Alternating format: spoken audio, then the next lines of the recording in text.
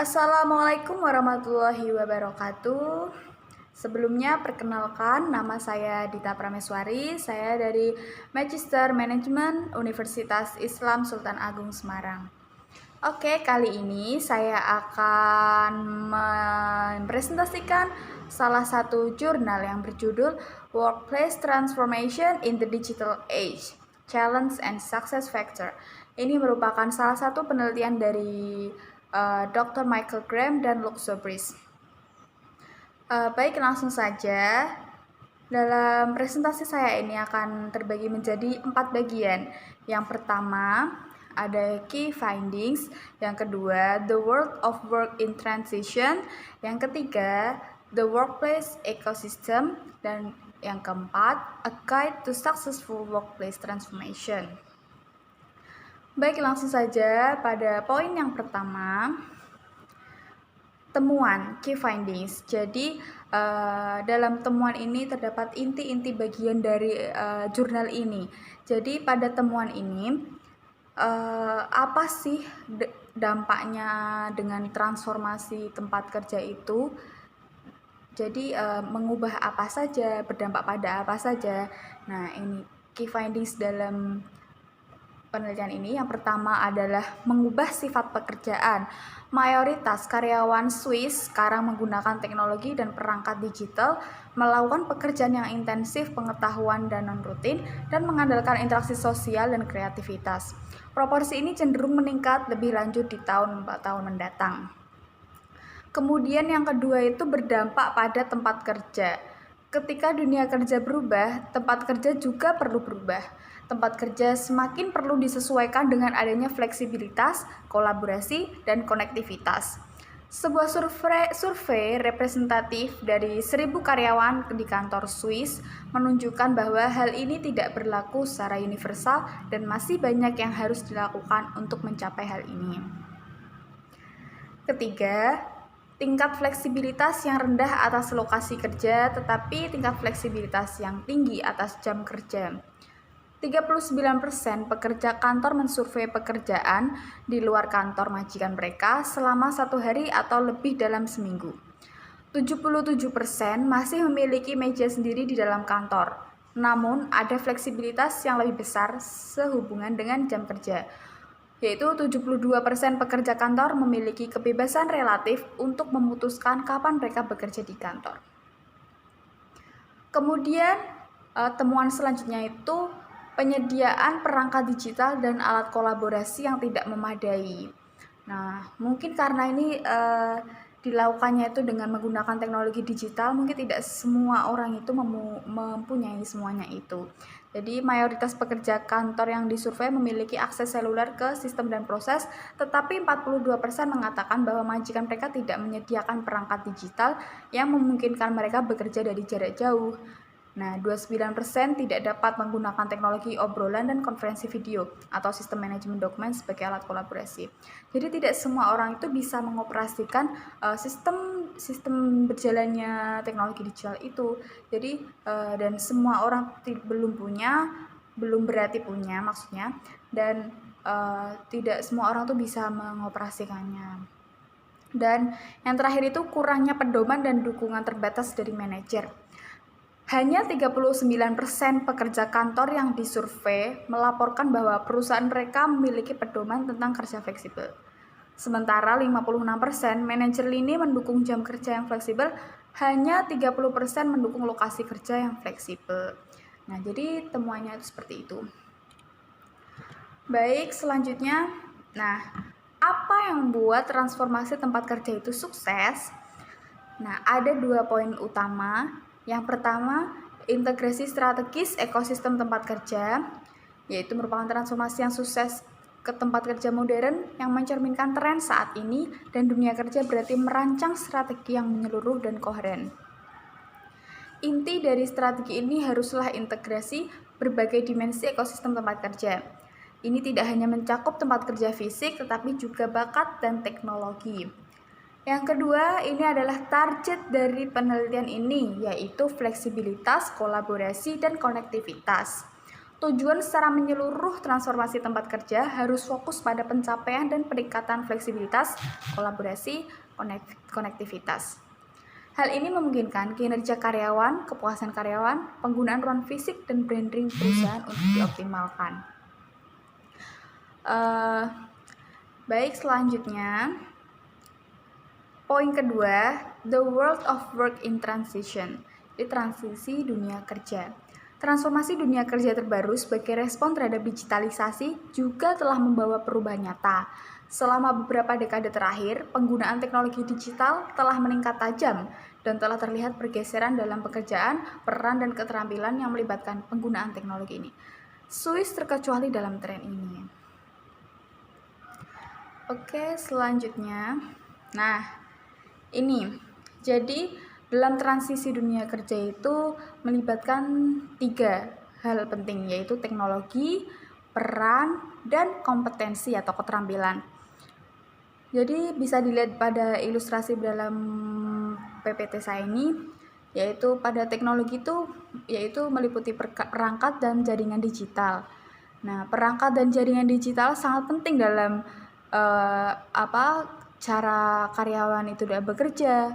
Penggunaan PC dan laptop di tempat kerja telah meningkat secara substansial selama 15 tahun terakhir. Pada tahun 2000, 38% dari semua karyawan Swiss menggunakan PC atau laptop di tempat kerja. Sedangkan pada 2015, ini meningkat menjadi 58%. Penggunaan internet tumbuh lebih cepat dalam periode yang sama, lebih dari 2 kali lipat, dari 25% dari semua karyawan menjadi 52%. Kemudian yang kedua, peran.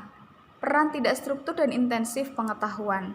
Meningkatnya penggunaan teknologi digital dan transisi ke ekonomi layanan juga telah meningkatkan jumlah pekerja pengetahuan dalam perekonomian karyawan yang pekerjaannya terutama bersifat kognitif.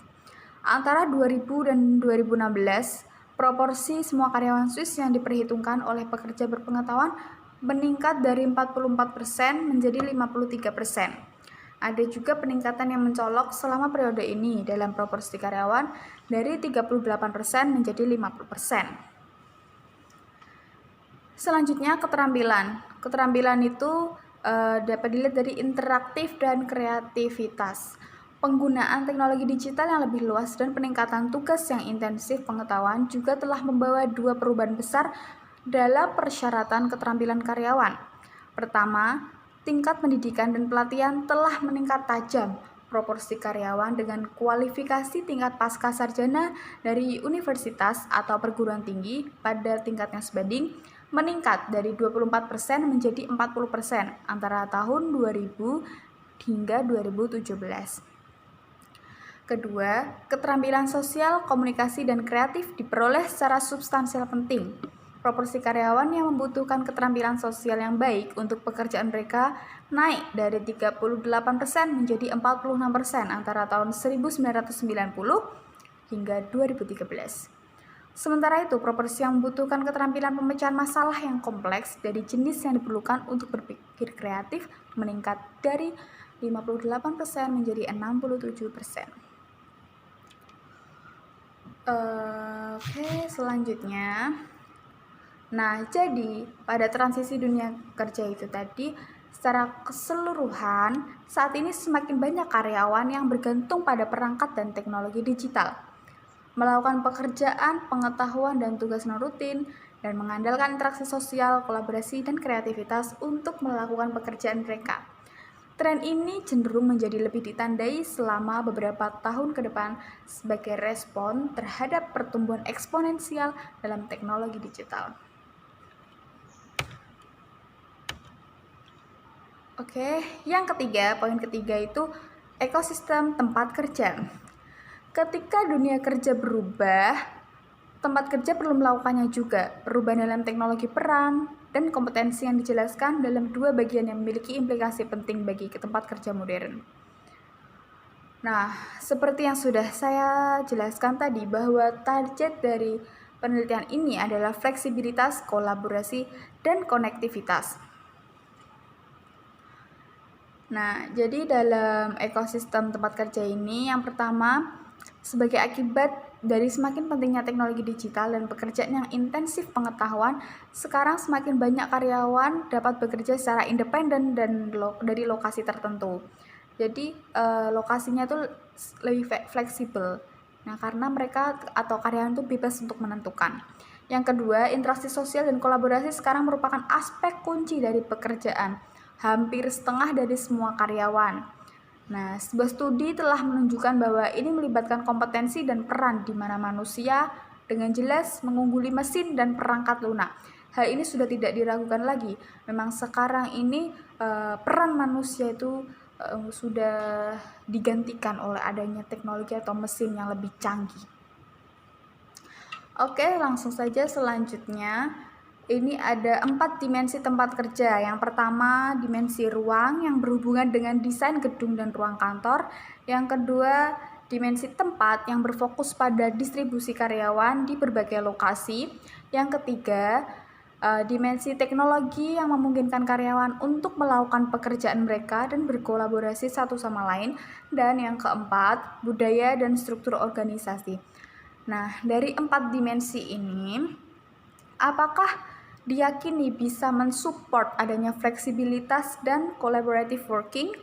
Nah, jadi 4 dimensi ini sangat penting dalam sebagai pengukuran collaborative working dan flexibility. Oke, selanjutnya ini panduan sebagai transformasi tempat kerja yang sukses itu seperti apa? Ini saya ambil dari beberapa teori para ahli. Yang pertama, Christian Market, Head of Global Workplace Solution dari Nestle. Beliau menyatakan bahwa ada 2 faktor penting untuk transformasi tempat kerja yang sukses. Pertama, manajemen perubahan memainkan peran penting karena orang cenderung melupakan aturan. Dan yang kedua, emosi perlu menjadi bagian dari transformasi. Tempat kerja yang menghasilkan emosi positif berarti orang bekerja lebih baik. Kedua, menurut Stephen Durig, Managing Director Post Immobilien MNSEG, Swiss Post, menyatakan bahwa transisi ke dunia kerja yang fleksibel dan modern di kantor pusat Swiss Post dengan ruang terbuka, laboratorium, area tenang, dan ruang pertemuan telah meningkatkan kepuasan karyawan dan kerjasama lintas departemen. Dan yang terakhir, menurut Helena Festerly, Head of Global Digital Workplace, memberikan gagasan di balik tempat kerja modern bukanlah untuk mengirim orang ke rumah untuk bekerja. Meskipun kami bertujuan untuk memberi orang lebih banyak fleksibilitas untuk bekerja dari jarak jauh melalui tempat kerja digital, berkumpul bersama untuk diskusi dan kolaborasi di dalam tempat kerja fisik harus menjadi prioritas. Jadi bisa disimpulkan bahwa pada intinya itu kepuasan karyawan itu sangat penting karena dalam mereka melakukan kerja itu memperoleh segala sesuatunya itu perlu adanya kenyamanan. Jadi seperti itu tadi ya, desainnya kantornya seperti apa, itu sangat menunjang sekali untuk kinerjanya. Dan juga tidak semata-mata hanya bergantung pada teknologi digital. Jadi orang itu perlu adanya aktualisasi dalam perusahaan, khususnya seorang karyawan. Jadi mereka perlu berkumpul bersama secara langsung untuk berkolaborasi karena nanti akan lebih cenderung mengeluarkan emosionalnya, jiwa emosional itu seperti apa. Jadi kalau disimpulkan seperti itu, tidak hanya secara media online itu dapat disimpulkan, dapat dilihat secara langsung, sangat berbeda karena tempat kerja fisik ataupun non fisik itu perlu diimbangi.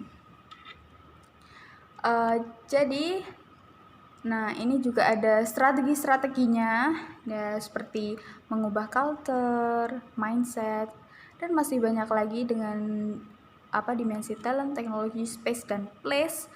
Nah, itu bisa dilihat. Intinya itu akan bertujuan pada targetnya itu tadi, flexibility, collaboration, and connectivity. Nah, jadi itu ya, dalam penelitian ini tuh akan bertajuk pada 3 hal penting itu. Oke, baik, ini adalah slide terakhir, yaitu tempat kerja modern itu merupakan tempat kerja yang mampu meningkatkan kinerja dan kepuasan karyawan, serta mengoptimalkan penggunaan ruang. Jadi pada intinya itu kami bahas tentang poin tersebut. Oke, terima kasih. Itu saja yang dapat saya sampaikan. Semoga bermanfaat.